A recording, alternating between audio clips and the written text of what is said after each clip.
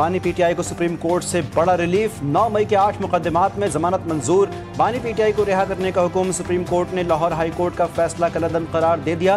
4 सफ़ात पर मुश्तमिल तहरीरी फैसला जारी। चीफ जस्टिस याहिया अफरीदी की सरबराही में 3 रुकनी बेंच ने अहकामात जारी किए। क्या जमानत केस में हतमी फाइंडिंग दी जा सकती है? माजी में साजिश के इल्ज़ाम पर सुप्रीम कोर्ट ने मुल्जिमान को जमानत दी। क्या तसलसल का उसूल इस केस पर अप्लाई होगा? चीफ जस्टिस का दोनों फरीकैन के वकीला से इस्तफसार। वकील बानी पीटीआई ने अदालत को बताया कि तमाम 8 मुकदमात में फ़र्द जुर्म तक आयद नहीं की गई, ना चालान पेश हुआ। चीफ जस्टिस ने रिमार्क्स दिए कि बस ये काफ़ी है, हम जमानत मंजूर कर रहे हैं। बानी पीटीआई अलकादिर ट्रस्ट केस में गिरफ्तार हैं, उनकी रिहाई अभी मुमकिन नहीं। बानी चेयरमैन पीटीआई, जिन पर इस मुल्क की तारीख का सबसे बड़ा करप्शन का एक मेगा स्कैम केस है, जिसको 190 मिलियन पाउंड का केस कहा जाता है, और ये 190 मिलियन पाउंड की करप्शन का केस है, जिसके अंदर उनको बाकायदा एक ड्यू प्रोसेस के बाद, तमाम तर शवाहिद को देखने के बाद और ट्रायल के कंक्लूड होने के बाद 14 साल की जो है वो सजा सुनाई गई। जमानत मिलने का मतलब बर्रियत नहीं। पीटीआई के कई रहनुमाओं को जमानत पर होने के बावजूद सजाएं हुई। कौम जानती है 9 मई के वाक़यात की बाकायदा मनसूबाबंदी हुई। वफाकी वज़ीर इत्तलात अता तारड़ ने कहा, बानी पीटीआई 190 मिलियन पाउंड के मेगा करप्शन केस में मुलव्विस हैं। बानी पीटीआई को शवाहिद की बुनियाद पर शफाफ ट्रायल के जरिए 14 साल की कैद की सजा सुनाई गई। बैरिस्टर अकील मलिक कहते हैं कि जमानत का ये मतलब हरगिज़ नहीं कि वो मुकदमात से बरी हो गए, वो और बाहर आ जाएंगे। फिलवक्त बानी पीटीआई सजा याफ्ता मुजरिम है। देखिए, आज जो बेलें हुई हैं इमरान खान साहब की 9 मई के केसों में, ये आखिरी केस थे जिनमें खान साहब की बेल होना बाकी थी। अब इसके बाद सिर्फ एक केस रह गया है, अलकादिर ट्रस्ट यूनिवर्सिटी का, जिसको कहते हैं। लेकिन 9 मई का जो पूरा बयानिया था, आज वो खुलकर कौम के सामने आ गया। ये क्या बयानिया? तहरीक इंसाफ ने सुप्रीम कोर्ट के फैसले को खुशाइंद करार दे दिया। सलमान अकरम राधा ने कहा कि अदालती फैसले से केसेस बेबुनियाद साबित हुए। बानी पीटीआई के खिलाफ सिर्फ अलकादिर ट्रस्ट का केस बाकी है। उम्मीद है कि बानी पीटीआई अलकादिर केस से भी बरी होंगे।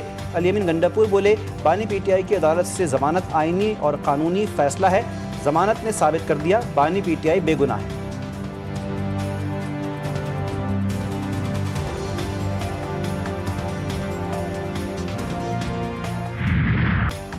फील्ड मार्शल की तरफ से किसी सहाफ़ी को इंटरव्यू नहीं दिया गया, ना ही कोई सियासी बात की गई। DGSPR ने वाजे कर दिया। लेफ्टिनेंट जनरल अहमद शरीफ चौधरी ने कहा, सहाफ़ी के जिस कॉलम की बात है वो बर्सल्स का एक इवेंट था। इवेंट में तो सैकड़ों लोगों ने तस्वीर बनवाई। इवेंट में पीटीआई और ना ही मुआफ़ी का जिक्र हुआ। ये एक सहाफ़ी की ज़ाती मफाद और तशहीर हासिल करने की कोशिश है। सहाफ़ी ने नामुनासिब हरकत की। जो शख्स गैर कानूनी हरकत करे उसे कानून के कटहरे में आना होगा। 9 मई सिर्फ फ़ौज का नहीं, कौम का मुकदमा है। 9 मई जैसे इंतशार पर लोगों को माफ़ी मांगनी चाहिए। मुआफ़ी से कानूनी अमल नहीं रुक सकता। 9 मई करने वालों और मनसूबा साजों को कानून का सामना करना होगा। कराची में MA जिन्ना रोड पर पटाखों के कारखाने में खौफनाक धमाका। कारखाने में आग भड़क उठी। कारखाने से धमाकों की आवाज़ें दूर दूर तक सुनी गई। इमारतों के शीशे टूट गए। गाड़ियों को शदीद नुकसान पहुंचा। धमाके में 2 अफराद जाँ बहक, 34 जख्मी। कारखाने में बड़ी तादाद में आतिशबाजी का सामान मौजूद था।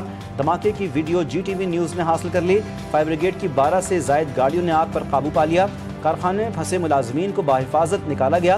कारखाने के बराबर में मौजूद इमारत को मखदूश करार देकर खाली करवा लिया गया।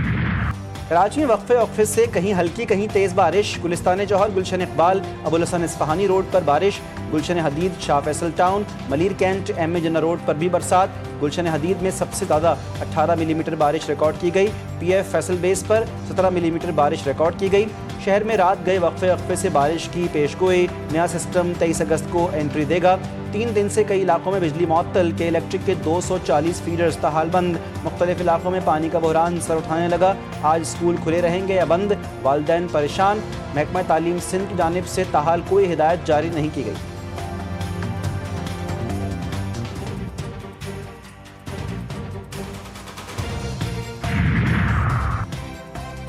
सिंध के मुख्तलिफ इलाकों में बारिश। गर्मी का जोर टूट गया। डिग्री में बारिश और आसमानी बिजली गिरने के वाक़यात। 4 अफराद जाँ बहक, 6 जख्मी। जख्मियों को ताल्लुका अस्पताल मुंतकिल कर दिया गया।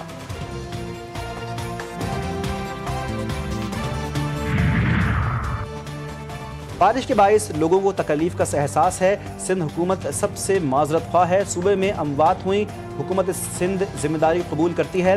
वज़ीर इत्तलात सिंध शर्जील इनाम मेमन कहते हैं कि अफसोस हुआ कि हमारे खिलाफ मुहिम चल रही थी। खैबर पख्तूनख्वा, पंजाब, गिलगित बल्तिस्तान में सैकड़ों जाने गईं, इस पर ट्रांसमिशन नजर नहीं आई।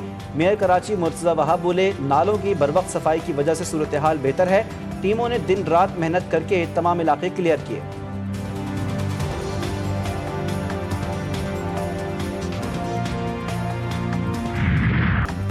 बारिश ने कराची को डुबो दिया, करोड़ों की गाड़ियां डूब गईं। लोग अपनी आंखों के सामने अपनी गाड़ियां बर्बाद होते देखते रहे। पानी की निकासी ना होने की वजह से गाड़ियां तैरती रहीं। अमीर जमात इस्लामी कराची मुन्नम जफर ने GTV न्यूज़ से गुफ्तगू में कहा, सिंध हुकूमत के दावे बारिश में बह गए। लोगों की गाड़ियां, मोटरसाइकिलें बारिश की वजह से खराब हुई।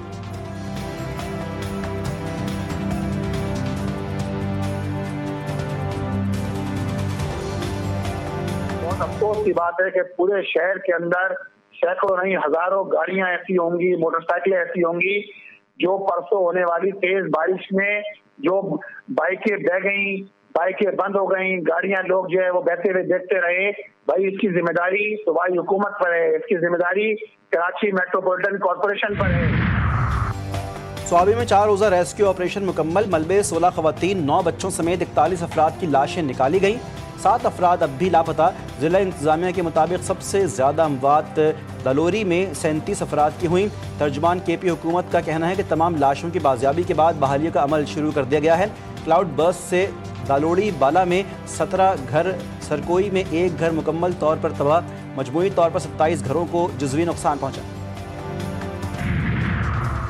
वज़ीर आज़म शहबाज शरीफ से चीनी वज़ीर ख़ारजा की मुलाकात। CPEC फ़ेज़ 2 पर इत्मीनान का इज़हार। पाक चीन ताउन मज़ीद बढ़ाने के अज़्म का इयादा।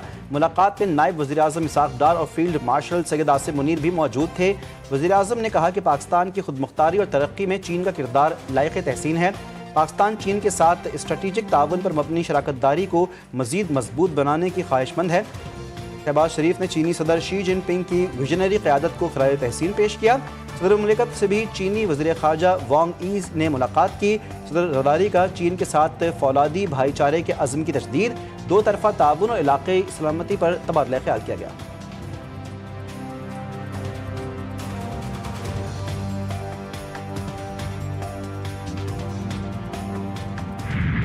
Reaffirmed Pakistan's full support to China on all issues of its core concern. Next year, Pakistan and China will celebrate the 75th anniversary of the establishment of our diplomatic relations.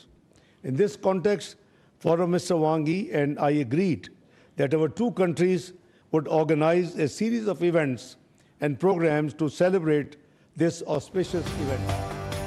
Pakistan और चीन का अमन, इस्तेहकाम, खुशहाली के लिए मिलकर काम करने का अज़्म। पाकिस्तान और चीन के दरमियान इस्लामाबाद में स्ट्रेटेजिक डायलॉग का छठा दौर।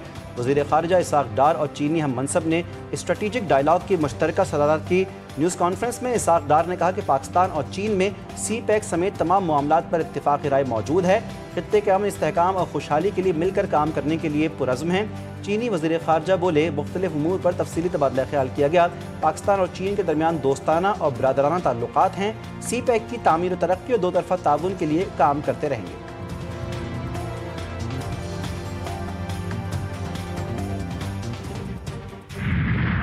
फील्ड मार्शल आसिम मुनीर की कायदाना सलाहियतों की दुनिया मोतरफ। वाशिंगटन टाइम्स ने उन्हें मर्द आहन और जनूबी एशिया में सदर ट्रंप के लिए मुमकिना स्ट्रेटेजिक पार्टनर करार दिया। रिपोर्ट के मुताबिक फील्ड मार्शल मजबूत आसाब, सख्त फैसले लेने की सलाहियत और नज़्म ज़ब्त के पाबंद हैं। पाक भारत कशीदगी के दौरान उनकी मकबूलियत में इजाफा हुआ और वो दहशतगर्द तंजीमों के खिलाफ मौसर कार्रवाई के मुतालबा करते हैं।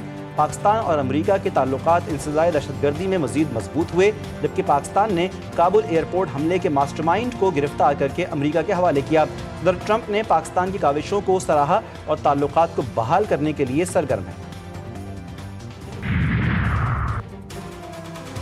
कराची में शाहराह फैसल पर वाक़े नस्ला टावर को गैर कानूनी ज़मीन अलॉट करने के केस का अहम फैसला। साबिक DG SBCA मंजूर काका समेत 27 मुल्ज़िमान अदम शवाहिद की बिना पर बरी। सूबाई एंटी करप्शन कोर्ट ने फैसला सुना दिया।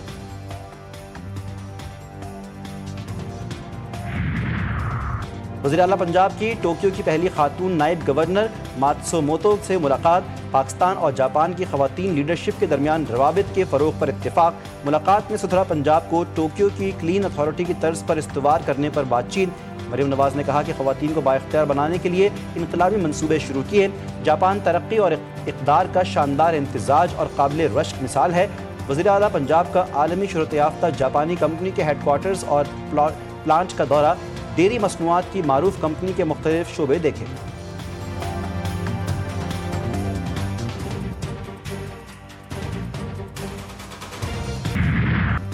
गज़ा सिटी पर कब्जे के लिए इसराइली फ़ौज के ज़मीनी हमलों का पहला मरहला शुरू। लाखों फ़लस्तीनियों को एक और नकल मकानी का सामना। लोग बेसरो सामानी के आलम में जान बचाकर फ़रार होने लगे। सुबह से जारी हमलों में 42 फ़लस्तीनी शहीद, दर्जनों ज़ख्मी। इसराइली फ़ौज ने खुराक के मुतलाशी 19 अफराद को भी मौत की घाट उतार दिया। 3 अफराद भूख की शिद्दत से शहीद। मजमूई तादाद 269 तक जा पहुँची। 3 दिन में सिर्फ 2.5 इमदादी ट्रक गज़ा में दाखिल। हमास ने कहा कि इसराइल का मकसद गज़ा को तबाह करना और इसके रिहायशियों को बेघर करना है।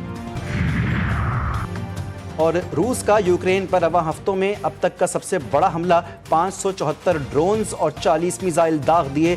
अमेरिकी इलेक्ट्रॉनिक्स फैक्ट्री को भी निशाना बना दिया।